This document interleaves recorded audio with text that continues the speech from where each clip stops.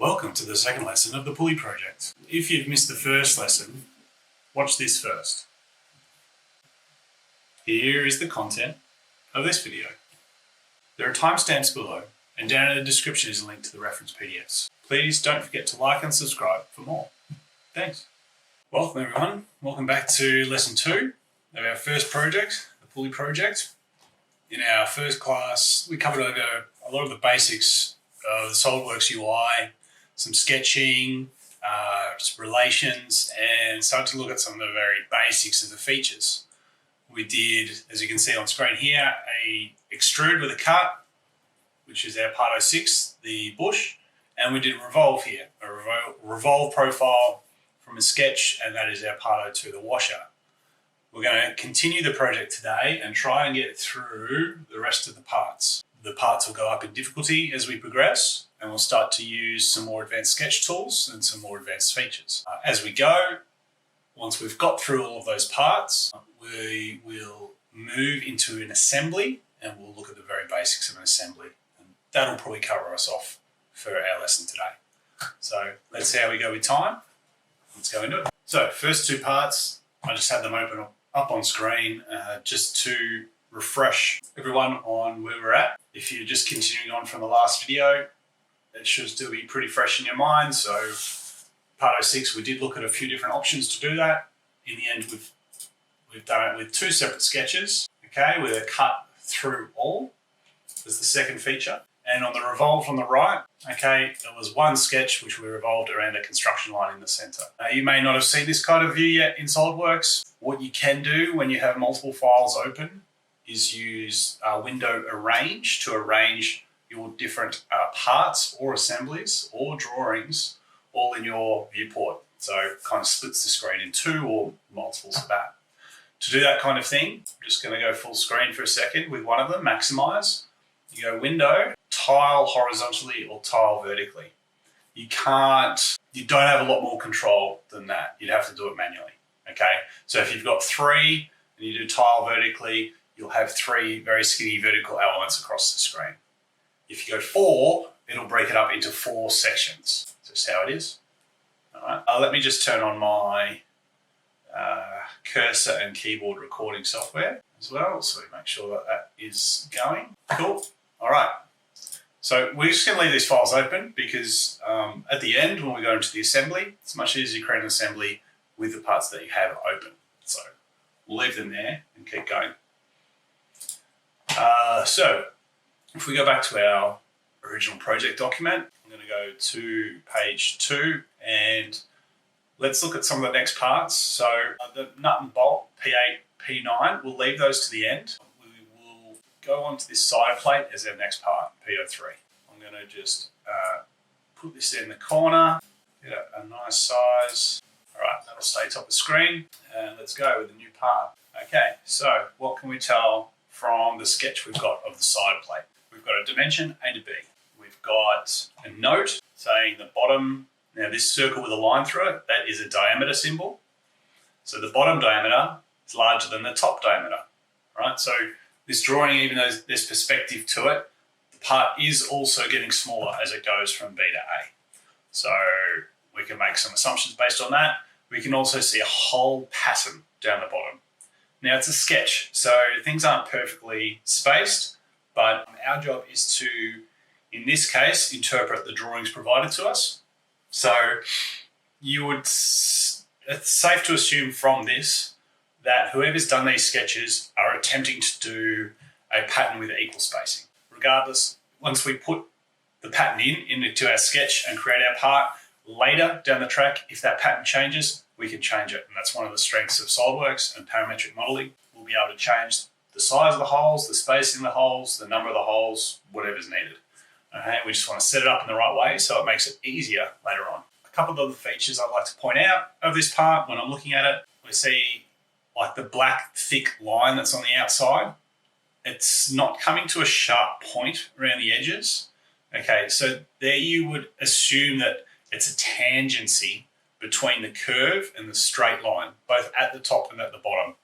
Tangency is where you have a curved face, curved edge, surface okay, joining into a straight. Now, if they come to a point that's not tangent, we would call that a coincident, all right? But if it's a smooth curve from one to the other, that's tangent. And we will see that that's a relation that gets used very regularly as you go with your sketching. The other thing I want to point out at this point with this project, even though we haven't seen an assembly of this part, we can start to consider how they might be assembled. All right, so we are building all these parts individually, then we're going to put them into an assembly. When we put them into an assembly, we're going to have to mate the parts together. So basically align them. All right, now we can see that we have this sort of side plate A to B, a bush, a washer, nuts and bolts. So those nuts and bolts, we would assume maybe pass through some of these holes, maybe through the bush. Form bracket, those holes would probably suit themselves to that nut and bolt as well as a bush. This reinforcing plate, A to B, that is sharing the dimension of this, A to B. And then at the end we have this pivot pin, okay, a bit more difficult to work out where that goes, but a pulley wheel. Now that pulley wheel, we're making a pulley. Most people should know what a pulley kind of looks like. Typically you have some sort of mechanism, hardware, holding a wheel, allowing the wheel to spin, the pulley to spin. So that pulley is probably going to be lining up with this large section at the bottom here. So when we do this sketch, instead of sketching it on the top plane like we're looking down at it, in SolidWorks, it's going to save us a lot of time if we can orientate the sketch in the right way when we start the part. So if I'm looking at my three planes, where I've got top, front, and right, instead of sketching it on this top plane as it's drawn, what will happen is when I bring it into assembly, it's going to be sort of face down. Sorry, trying to get used to where the camera is. It's going to be face down. We don't want that. We want to save clicks in the assembly. We want to do things quicker. So instead of being face down like this, it'll be much more, it's going to save us a couple of clicks and some time if we draw it facing up like this, with the large radius at the bottom, small radius at the top. At the top, be at the bottom. So when we do our sketch, let's use either the front or right plane. I'm going to use the right plane with the pulley, with the form bracket. We're probably going to have two of these either side. All right, so I'm going to do them on the right. We'll keep going from there. I'll just hide those planes again. Now, did we talk about gestures last week? We're back. Check the video. We did talk about gestures, so I'm going to keep going with that, but I'll still refresh as we keep going. So I want to draw here. Firstly, remember when I'm creating a new part, I always want to reference the origin. And when you're referencing the origin, you want to try and find a key feature of your part to do that from. If we're looking at this drawing here, these points A to B, and these circular shapes are always great to have on your origin, all right? So I'm going to start with point B on the origin, so I'm going to draw a circle there. I'm going to start with a gesture, so right click, drag, and I've got my circle on the right hand side. I go over that. You can see when I hover over the origin, it brings up the yellow icon on the screen for the coincident relation and the little circle icon next to it as well. I'm going to click once. I'm going to drag out my mouse, and I don't really know the dimension yet. We'll come back to that. So I'm just going to draw it, drop it, not add the dimension. I'm going to draw the second sketch up the top, this time a little bit smaller. I press escape. Now, we may not have talked about this. If you want to cancel the tool that you're currently using, right? So if I keep clicking with this, it's going to keep drawing circles. But if I want to do something else, like select something, I find the best way to do it. There's multiple ways of doing everything, but I find pressing the escape key the easiest. So escape goes back to the normal cursor. Another way of doing it is to right click and go select. So whatever you like. Now, the reason I wanted to do that is because I want to line up this top circle, okay, with the bottom one. What I'm going to do is I'm going to select the center point of that circle, hold control on my keyboard, click the center point of the bottom circle, or the origin, and on the left-hand side of my screen, I can see the possible relations that I can add between those two selected items. In this case, and often, SolidWorks will suggest one that you might be trying to do, and you can see it's got some bold text on it right there. It's also got an underline over the letters. Okay, so if you want to use a keyboard here, I can press V, Alt V, and that does it for me. Okay, I should get better at using the keyboard shortcuts, but I like to click here. Maybe that's something I'll work on. And something else you can see is my cursor now has this little pink symbol next to it. That is the filter symbol. Back when I was a student and this symbol would come up and I didn't know what the hell was going on and I couldn't select anything, I would save my SolidWorks file, close the software down and restart it just to get rid of it. But you don't have to do that, okay? What has happened is when I've been pressing on the keyboard just then, I have toggled the filter select tool. If I hit V again, you can see that disappears. Now that filter select tool can be brought up with the F5 key. You can see it at the bottom here. I never use this tool, but I think it's there to help you select specific edges or sketches or faces, okay, when you're working. One day we might investigate it a bit further, but I haven't needed to for the last 20 years, so yeah, we'll see how we go. So I'm just going to turn that off for now, but if you ever have that problem with that filter tool, you don't know how to get it on, F5, bring this up, and usually you can just turn it off here and you're good. Okay, so that's now got a vertical relation. Stay on top of the screen. Pardon me for a second. Just try and get this to stay on top. Sorry, just had to fix a technical issue there with this always on top tool messing around. Anyway, so back to my sketch. I did just save that part for a minute before this, but don't worry about that. We'll come back to that later. Okay, sketch relations, done. Okay, so that's vertical. The other information that we do have is that dimension A to B, and that's 90. So again, gesture tool, right click, drag up for the dimensions. For circles, from point to point, you don't have to click on the center of the circle. You can just click on the outside of the circle. Clicking on one circle will give you a diameter tool. If you click on two circles, it'll automatically go to the center point. And then click again to drop the dimension, and I'm going to type in 90 and enter. It's rescaled my sketch. All right, so you see things didn't move around everywhere, and that's now set as a 90mm dimension. That's good. Just delete those other circles. All right, so let's keep going with our sketch now. Let's draw these lines on the outside. So we're going to use the line tool, and we talked about tangency before. The tricky thing, I'll show you two ways of doing this. I'll show you the wrong way and the right way. The wrong way is to go on the circle, and when you hover over the circle, you'll see the 4 points come up: north, south, east, west, top, bottom, right, left. Okay, it's basically a shortcut to let you drop a point, start your line from a section of the circle which is horizontal or vertical to the center of the circle. All right, so if I drop it here and then I go up to this top one up here and do the same thing, and do another line on the other side, that might look okay, but there's a problem here. And the problem's going to come when we try and make it tangent. What's happened if we zoom into this side, you can see this line comes down here, but it's not a smooth join. All right. And what's actually happened is when we've made it coincident here, it's actually added a horizontal relation to the origin, this one. Okay, which means if we try and make those two tangent, it's going to make it straight like that, which is not what we want. Now, I want to undo that. There are two ways to undo. Control Z and the undo button up here at the top of the screen. Undo. All right. So to clear that relation, the easiest way, probably select it and just hit delete. When that's done, we do want a coincident relation because we do want the end point of the line to be on the circle, but we also want a tangency between them. All right. Now I'll come back to the selection tool a little bit later.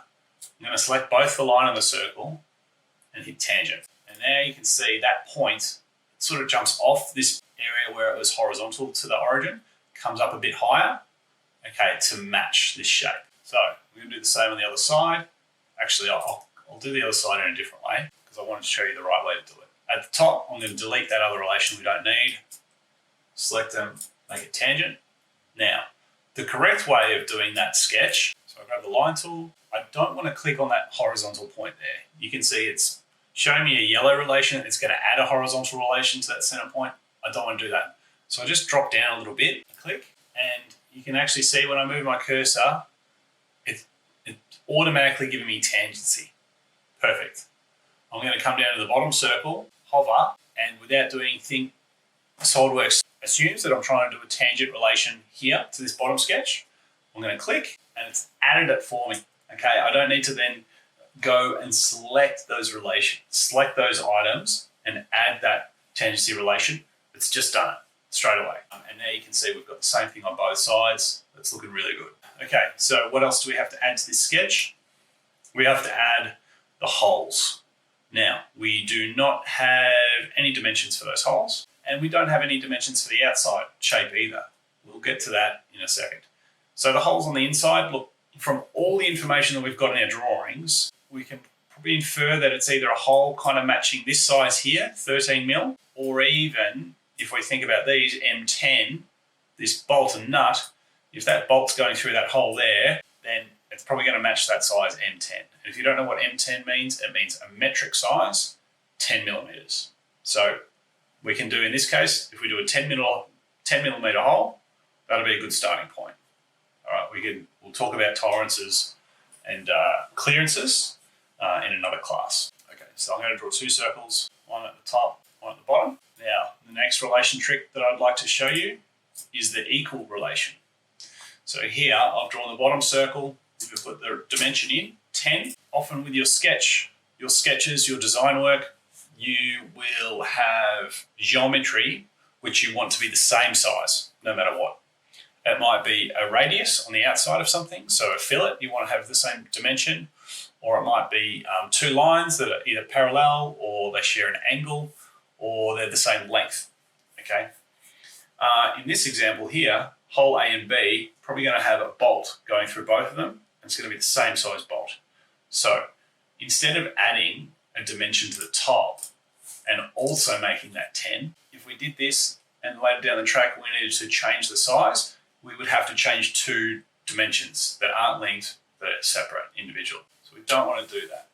Instead, what we want to do is select that bottom circle, select the top circle, so hold Control, click, select the circle, and then I want to click an equal relation. Now you can see the little shortcut menu that's popped up on screen next to my cursor. That has a lot of these relations here. Make chord, co-radial, make tangent, make concentric, make equal. That's the one I'm after.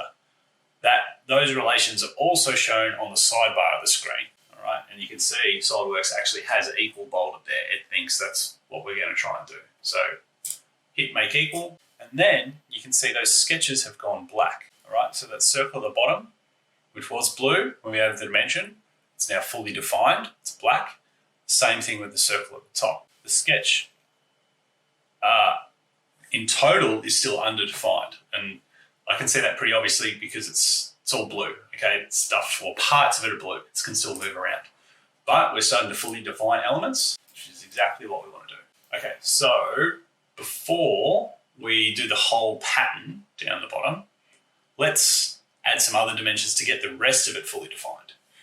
So we don't have a dimension for this bottom arc or the top arc. The best thing to do as a designer here is to make a very quick decision given the information that is available to you. In this case, that 90 mm dimension, A to B. If you just roughly take a scale of that and either you draw another line on your sketch that you're given, okay, so maybe you draw a line that goes from one side to the other. Can I draw? Yeah, let's say like that, okay, compared to this, probably looks about, just a bit bigger than half. So a bit bigger than half of this is 45, maybe that's 50, all right? So if I come in here, go to this circle, click, type in 50, that circle's now fully defined. This part of the project, your dimensions don't have to be 100% perfect. What we do want to do is fully define all of our sketches and all of our information, save all the files, build them in the right way so that later when we come back to this part of the project or these parts, we can make those changes very quickly, all right? We will show you how to do that in this, probably later in this class or the next, all right? The main thing is to have it fully defined, all right? That way it's controlled and you reduce your chance of errors and you can basically work more efficiently. Okay, so the bottom line's 50, the top one's smaller. Again, let's guess, and we can just look at the proportions of our sketch here and say, okay, maybe that's going to be about 30. Done. Sketch is fully defined, black, looking really good. All right, so we'll do the whole pattern in a minute. Let me see if I can undo those lines that I did. Okay, all right, so the sketch is fully defined. Let's extrude it. We don't have a thickness, but we can guess. 3mm, 4mm, something like that. So let's go to my features toolbar, click on extrude, and a bit different to the bush when it showed us that preview automatically. In this case, we get an arrow and we've got a default thickness in there at 0.5mm, but it's actually asking us for this new box down the bottom here in the feature tree, selected contours. All right. This is because we have multiple shapes in this sketch and SolidWorks doesn't know which element we want to extrude. We want to extrude everything. So if we want to keep the sketch like this and work like this, you can do that. That's okay. Back when I taught this class 10, 15 years ago, I told my students to trim their sketches and try and not have multiple contours. But I think with experience, I'm starting to use that tool more and more in my projects as I'm going, because sometimes keeping that extra geometry there can be useful for other references. Okay, there is an extra step here to do the extrude, but that time might be saved down the track. So I'm going to show you both ways so you know how to do it, and then you can make up your own mind as you go. So let's change the thickness to 3mm. And then for selected contours here, you can either click on a line like this. Now doing that, SolidWorks then thinks we're trying to do a thin feature, which is just a very thin section. You can see that in the preview here. And it's ticked this box, thin feature. If you create a SolidWorks feature, like an extrude, using the thin feature option, you cannot change it to then be just a normal extrude later on. So be very careful using that tool, all right? And typically, thin features have very specific use cases, okay? We'll look at that in some more advanced projects. Uncheck that. I'm going to delete that selection. What I actually want to do is select this area in the middle and the top and the bottom. Beautiful. I've got my thickness there. I can see the preview and I press OK. And it's done. Now those contours, you can't see them anymore. You can't see those lines. It's all one solid body. Perfect. All right. Now if you haven't saved, this is a good time to save. I already have, so I'm just going to resave. And when I did save, I'd saved it in the same folder as my other parts. Again, I'm trying to keep everything together.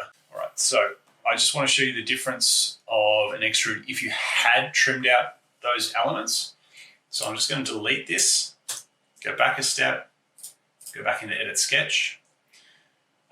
So the trim tool, which we looked at very quickly in the first class, the trim tool is useful for sketches to trim lines back or extend them or join things together. In this case, we've got some lines joining up to the circle at the top and bottom, and they kind of split that circle in two. But for the time being, that circle remains as like a continuous shape. If I wanted to have this as sort of one contour, one profile that I'm going to extrude out, I need to get rid of these extra bits of the circle, top and bottom. The trim tool, on their toolbar here, trim entities, and you have multiple options. Power trim, corner, trim inside, outside, and closest. Experiment with those when you get a chance.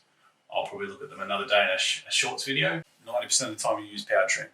You keep it selected, and with power trim, what you can do is sketch a line on screen, and it's going to trim every element that you pass over. It's going to do it in order as well. So if I go back to sketch and I go to trim, now this time instead of clicking in the inside, I start on the inside, If I just move my cursor over that circle, that line there, you can see how that disappears, and I drag it down again, boop, there you go. It's removed the outside.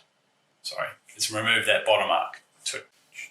Now when you undo a trim sketch like that, you can't just undo individual elements, it'll undo the whole thing.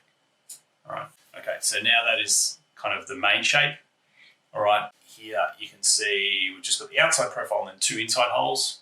If I go to extrude this, SolidWorks doesn't ask me to select contours. Right? So it depends on your design intent, which kind of option you want to use. I can just say OK here, and then that's good.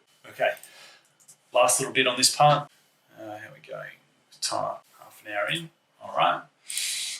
We want to add these holes down the bottom. Okay, now these holes, we can see there's 6 holes. Look, it's not perfectly in line here. Okay, it should kind of be running up this line here, but it's not quite. It's just a sketch issue. I don't think the designer here has meant to put those off center, so we'll just make them on the center. And we can do this in two ways. We can do what we did with the bush and create a new sketch on the outside, draw our holes, and then cut through. Or we can actually go in and edit the original sketch and add them in. Here, I'm going to do, to get back into the edit sketch, that's something we may not have looked at yet. If I select this feature and I look at the shortcut bar, I can either create a new sketch using this tool or edit the existing sketch using this tool. In the same way, I can go to the boss extrude in my feature tree and select the same option, or on that sketch directly. Edit sketch, back into sketch mode. All right, now we currently see yellow preview. That is because we have Instant 3D turned on. I have that turned on 99% of the time. Okay, Instant 3D will basically show you a preview as you make changes. All right, so you can see there'd be a hole here now. If I delete it, it doesn't want to update instantaneously here, but if I turn it off and on, there you can see I've got that solid area again. All right, so hole pattern. If we want to do a hole pattern, you have to start with one hole and then you can pattern that around a central point. So I'm going to go to the circle tool and I'm going to start my sketch at the top. Now these circles look the same size at the moment, so I'm going to make it equal, okay? And I'm also going to give it a dimension from the center so that it's, fully defined, 18. Now at the moment it's moving around. What do I do to try and work out what it needs? Well, if you click and drag it, I can see here that it's moving side to side, so I need to define it in that direction.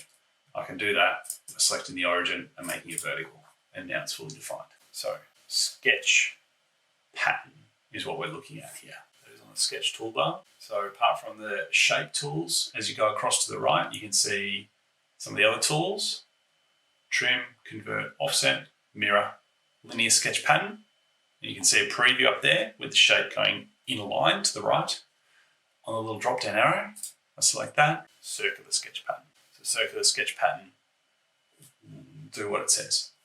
You select an item, it'll pattern it in a circle around a central point. Whenever you're using these tools, there's usually an order in which to do things, and that can vary depending on what you have selected when you click on the tool. In this case, we didn't have anything selected, so first thing I'm getting asked to do is select give me a point here. Sometimes when you hover over these things, SolidWorks will give you a little tooltip to tell you what they want. But this is asking me for an axis, okay, a point to revolve around. I'm going to select the origin. And then down here, entities to pattern, that's where I select the item that I want to use for the pattern, that I want it to replicate. So I'm going to select this circle. And now you can see it's yellow on yellow, so I'm just going to turn that Instant 3D off for a second. The yellow preview shows you what the pattern's going to look like, okay, and the direction. So at the moment, there's no offset for those positions, okay? It's 0, 0 from the origin that we've selected, and it's going 360 degrees, which is correct. If we want to do a pattern that was just like half the circle, you type in 180, and you can see that it's going to put 4 holes just on one side. We want to keep going. We want it to be 360, so we'll leave that. What we do want, though, is 6 holes, not 4. So we're going to come to this number 4, increase that to 6, and then we're looking pretty good. Now, there are some other options here about dimensioning the radius and the angular spacing. I think if we tick this here, we are going to get an over-defined warning. We'll do that and work on how to deal with it. For future reference, there is another option down here at the bottom, instances to skip. Sometimes you want to do a pattern, but you might want to skip 1 or 2 of those instances. If you select that box, you can see all these pink icons for each instance of the pattern. If you select one of those, it's going to skip that one. So you can still have a pattern, but skip one. I want to keep it, so I'll just remove that there. I'll press OK. All right, great. So we can see a couple of things here. So we've got our 6 circles. Our original one is still black, fully defined. All these other ones are blue. We've got a number 6 here. That number 6 controls the number of the instances. You can see this relation here. If I select that, it selects the whole pattern. That is showing the pattern instance, and that is the pattern relation. And we've got a second dimension here added. All right, so we've got 2 18s. Now, at the moment, that's not a problem because the central point of this pattern hasn't been moved back where it was. Again, we've talked about trying to work out how to fully define things, you click and drag, move it around to try and see what needs to happen. And here you can see that center point comes off. So what I want to do is click that center point and drag it back to the origin and drop it. And now we have our first example of something that's being over-defined. And you can see the warning on the bottom of the screen. I'll just hide that for a second. So over-defined in red with that exclamation point. Now, you will get this coming up a lot as you are learning how to use SolidWorks. The yellow warnings are medium level warnings. Okay, there's some problem here, something's over-defined. Please help.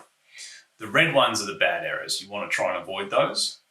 Okay, and if you have a combination of red errors and yellow warnings, you want to fix the error first, because then often the warning will resolve itself. We will have a look at troubleshooting complicated sketches and features in another class. It's an advanced topic. In this case, what's happened is we already had a dimension to that line of 18, but then when we did the linear pattern, we ticked a box to say add another dimension, and it's done that for us, 18. All right. Now, there is a shortcut to dealing with fixing these, but I'm going to show you that in a more advanced class, because it's good to understand just the basics of how to resolve it on your own without using the shortcut tool. How to resolve it on your own. In this case, you have a look at the things that are being highlighted. I can see often there might be a duplicate or a mirror or something where over-defined basically means an element of your sketch or your features is being controlled by two things at the same time, and it can only be controlled by one. In this case, it's got two 18 dimensions. So if we delete one of them, it's going to fix the issue. Select the one on the right, hit delete on the keyboard to resolve. That's it. I'm just having a look at this shape. These holes look a little bit close to the outside compared to the sketch we've got here. I'm just going to change that dimension to 16. I'm going to press OK. Turn Instant 3D back on.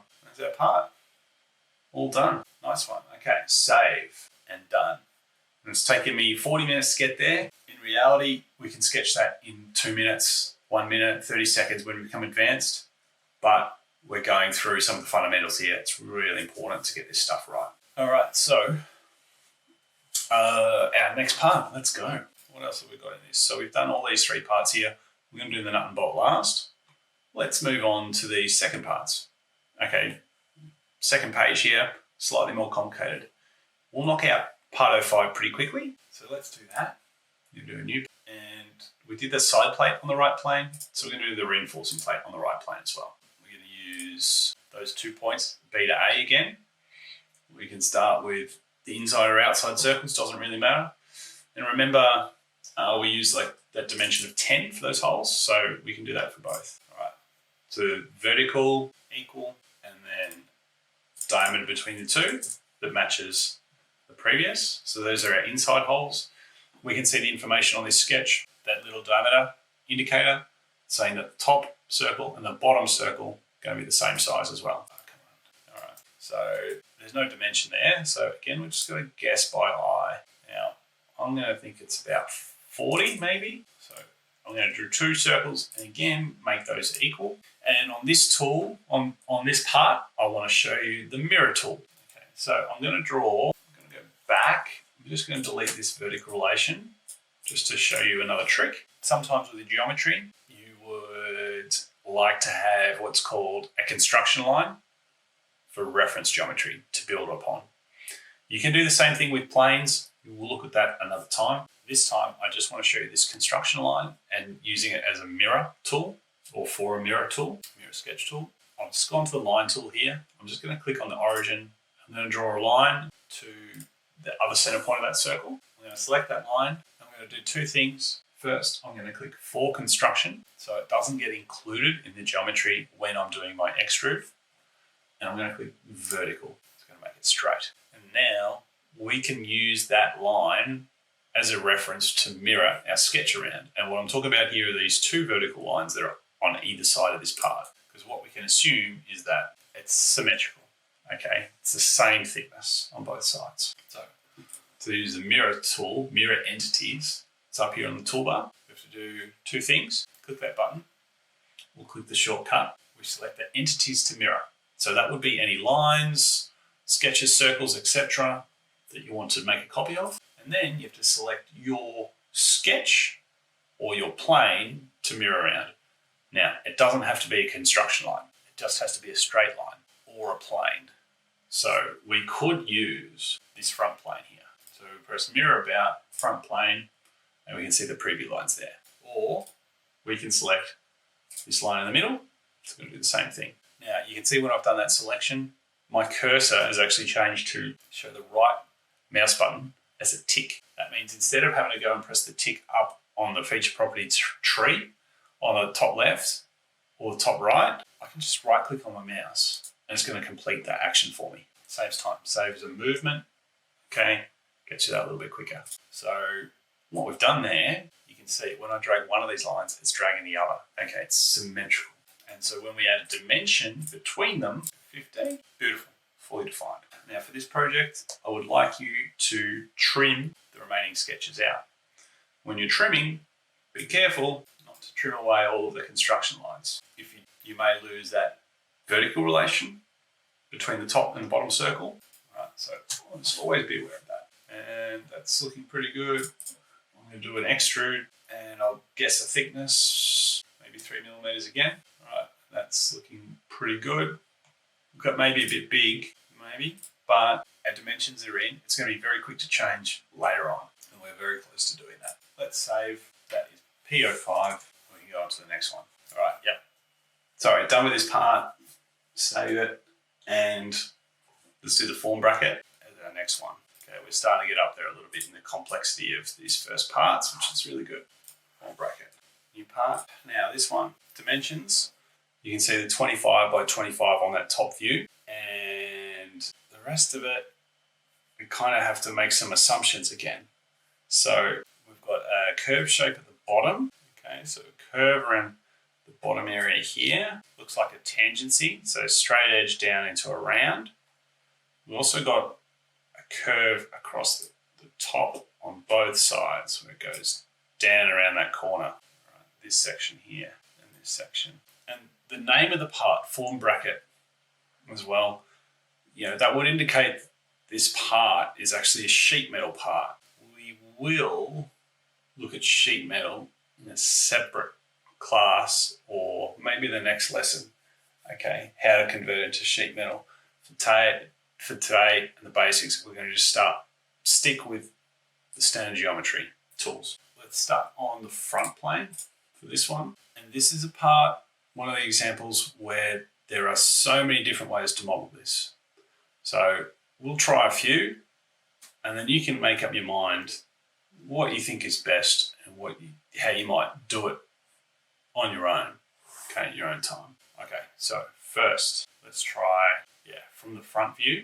I'm actually just going to draw an outline of the shape like this. Now, I want to get this line to be locked onto the origin. Currently it's black. Can't move it up and down, but I can move it side to side. What I want to do is actually get the middle point of that line locked to the origin. So I'm going to right click on the line, select midpoint, hold control, select the origin, press coincident. And now you can see it's symmetrical around the middle.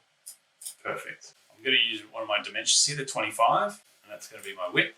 My height, we're going to make a guess here. So it's probably about 25 to there. You know, it looks like a cube. So then you've got another half, another 20. Let's just say it's going to be like, I don't know, 40. And we want to make both lines, both sides equal. So I can select that one and that one and make them equal. All right. Now, the method we're going to use here is the thin feature tool I showed you earlier. So we'll use that for this first option. Okay, this first method of doing it. And we'll try 2 or 3 different methods. All right. When we do the thin feature, let's just click it and click extrude and see what options we've got to play with. So we have features, extrude. SolidWorks knows because the shape is not closed. All right, so I've got 3 sides, but I don't have a line across the bottom. It knows that I can't actually do a full contour shape extrude. All right, so it automatically selects thin feature. And actually I can't deselect it. It's stuck there. We can select in here the thickness. All right, so we have to make a guess here. I'm going to put in 4. Looks okay. We still have to do the direction. We're going to change that to mid-plane and make that 25. All right, now we're starting to get a bit closer to what the sketch looks like. So one of the features I wanted to show in this feature properties tool for a thin feature is auto fillet corners. So if I select that and leave in 5, can't see any preview at the moment. I wonder if it's going to show us something with that or not. 4 mil. Let's reduce the radius under the size of the thickness. Press OK. See what happens. Voila. It has created a radius where we had a point on our sketch. Obviously, this can be a really handy tool if you are going to have consistent radiuses. So you might do a shape totally different to this, straight lines, but you've got bends going in different directions, and you might want different fillets, in which case, or different size radiuses. This corner is a radius. A radius being, the dimension of this shape is a radius dimension, because only a quarter of a circle, quarter section of the circle, from the outside of the radius to the center point of where the circle would be, that's a radius dimension.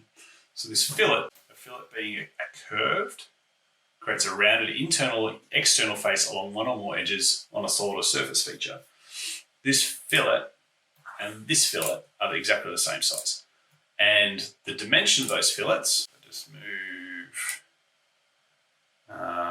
this out of the way. You can see down here on the bottom of the screen, it says radius 3. And that is the size that we put into this box here, 3 millimeters. Future reference, if you want to measure something, okay, and clicking on it doesn't work, you can use the measure tool.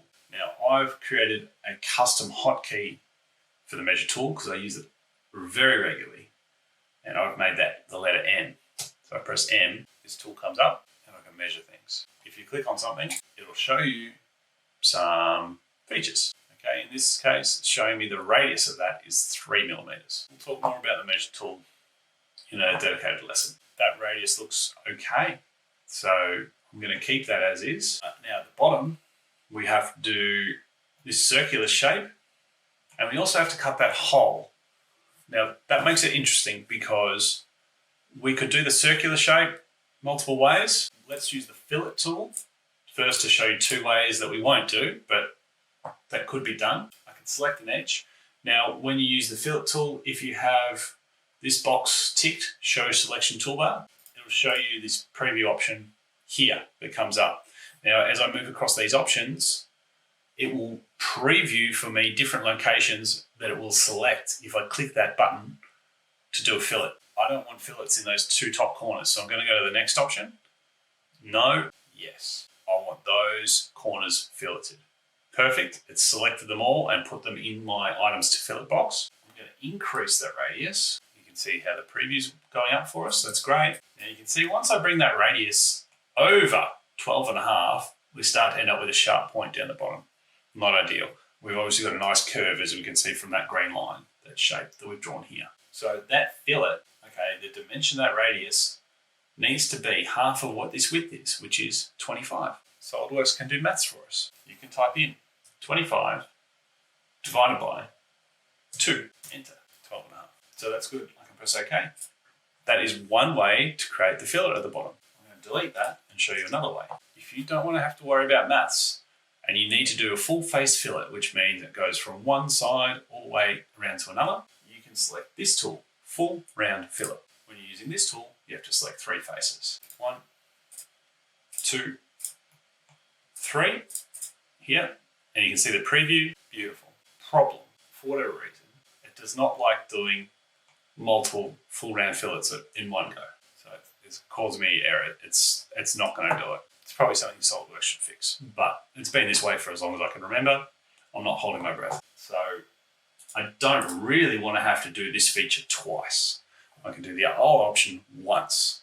And this is one of those things where you want to get really quick and efficient at your modeling. Okay, you're trying to think about how you can complete or convey your design intent in the least number of clicks or keyboard strokes as possible. So I don't like this option either. The option we're actually going to go for is neither of these fillet tools, but a sketch and a cut. So what we're going to do is sketch that curve shape and the hole at the same time cut it all the way through. So I'm going to select the face, and it's important to do it on a face here rather than a plane in the middle of both of them. Okay, so rather than the right plane, because we're going to use the face as some reference, as some geometry for this cut. I'll show you how that works. Now, we need to create the circle through the middle. Let's use the dimension that we've used previously, which was 10 for that hole. And we also need to do the arc on the outside. For this, we're going to use a different tool we haven't used before, 3-point arc. 3-point arc, exactly as it describes itself. Click once, click twice, and then move to get your radius. 3 points, 1, 2, 3. We're going to click on the side here on the left, click on the other side on the right, and then move down to this bottom line. Now you can see it's giving us a little tangent relation there, but it's white. That means the sketch is going to be in a tangent position, but it's not adding the relation for us. Not ideal, but all we have to do is press escape to cancel the 3-point arc tool. However, we still have that sketch line, the sketch curve, arc, selected, hold Control on the keyboard, select the bottom line here and make it tangent. Great. We need to do the same to the other sides. So the left side, even though it's coincident, we also need it to be tangent. Same on the right. And now it's fully defined. And having that sketch fully defined also helps us to position our first circle, because we can drop that on the center point, and now that is also fully defined. All right, so last trick here. We've only sketched this shape on the inside. We haven't sketched anything on the outside here, but because we've done it on that face, I go Features, Extrude, Cut. You can see that Selected Contours tool has come up as an option. I can select that hole in the middle, and I can select the outside edges of that arc. And then I change my end condition to Through All, and it's done it all in one hit. Okay, and the very last part to do for this is the hole on the top. For this, because we've sketched our part in the middle, we've extruded mid-plane, our origin stays right in that central point. If your origin is not here, it means one of the previous steps, you've done something wrong. You need to go back. In this case, have a look at the video, see how I've done it, make sure you get it central, so it's symmetrical. Origin's here in the middle. Create our circle. We don't know the exact dimension, so leave it at 10 to extrude, cut, through all, and you're done. Save, move forward, done, and let's quickly just see where we're at with the rest of our parts. So if we go down to window, tile horizontally, as I told you earlier, it's going to sort of break them up without any control. 3 on the right, 2 on the left. We've got 5 parts, and we're doing really well. That's going to be it for today's session. Just over an hour. We're making really good time here. If you're following along, if you're not, please go back and look at the little tips and tricks that I've done along the way. Just practice them, get confident with each of these parts, and then move on. All right. When I was teaching this at uni, at this point, we're probably in a week 2's class right now. I'd be saying to my students, you go ahead and try those last 2 parts and see if you can work them out. So I'm talking about this pivot pin and the pulley wheel that are on the last page. Right? Have a think about them, try some things out, and we'll have a look at them next week. And that is exactly what we'll do in the next class. We'll cover this part. We'll also receive some updated information from our client about the project. So we're going to get some refined dimensions. We're going to get some details that have changed. And so we're going to look at how we can go back to each of these parts and make those changes. Right? And we'll also get into assemblies. Okay, so thanks very much for joining. I'll have a big head. Please like and subscribe. Give me some feedback. Let me know if you like the speed and the content we've been getting through. And if you've got any requests for projects you'd like me to cover in the future, please drop them in the comments. I'll respond to every comment that comes through. Or, as you can see, my email address down the bottom there, fully defined at chris-b.co. Send me an email, and I'll be happy to help you out if you've got any problems. Thanks very much. See you in the next one.